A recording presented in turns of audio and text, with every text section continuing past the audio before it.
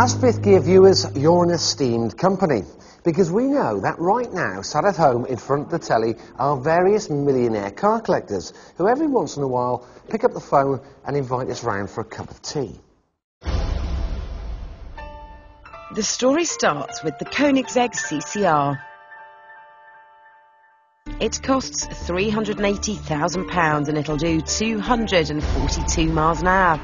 But when Tiff drove it last year, he found it a little underwhelming. Especially when it ground to a halt. Another temperamental supercar, we thought.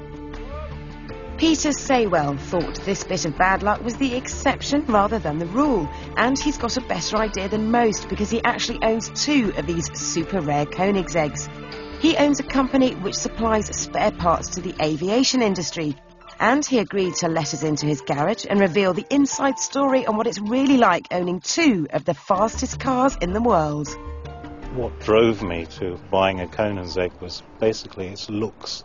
Looks in supercars are really the first thing which is so important about how you feel and what your passion for the car is. The performance was absolutely unbelievable, and I think with a lot of modern supercars they are somewhat tamed in terms of noise levels, and it still has a rumbling V8 which is really the guts of what supercars are all about. And I said, it's very rare, it's unique.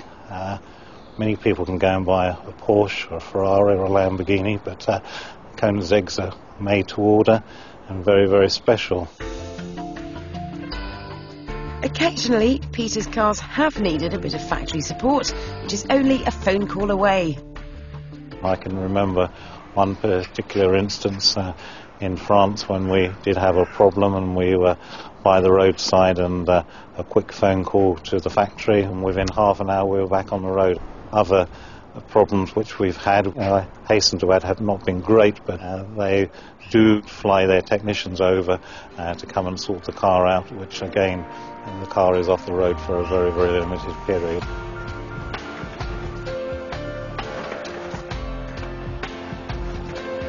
Apart from my love for the Koenigseggs, as you can see around me, I do have a passion for all the other types of supercars, the Ferraris, the Lamborghinis, you name it in fact, but they're all very, very special in their own right. So where did this passion for collecting supercars start?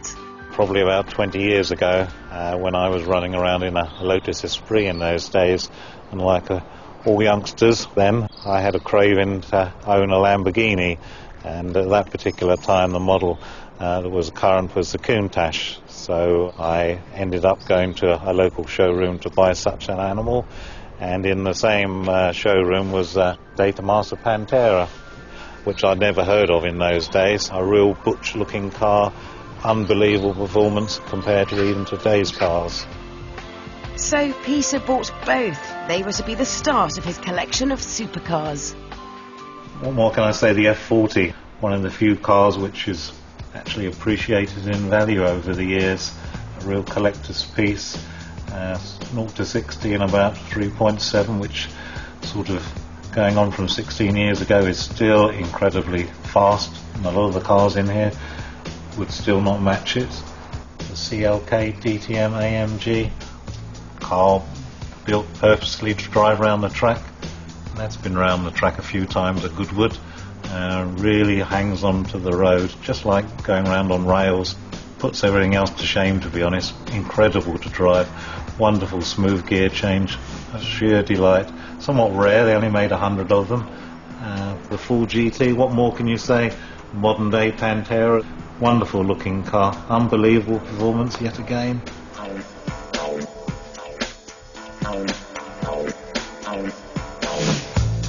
Carrera GT. Somewhat embarrassed to say I haven't even had the opportunity of driving this. Besides my passion for cars, I'm somewhat of a workaholic as well.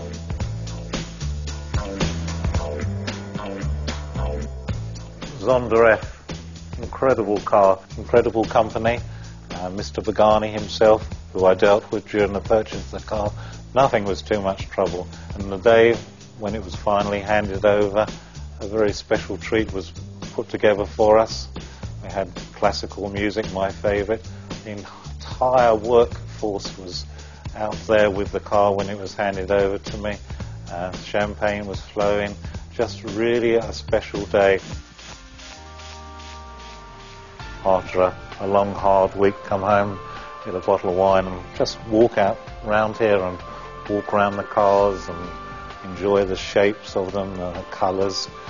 You know, lots of people collect paintings and they do exactly the same thing. They just look at them. And as I said, you know, when you've had a long, tough day, just to walk around here, it's really relaxing, and you know, they are something which you're very proud of.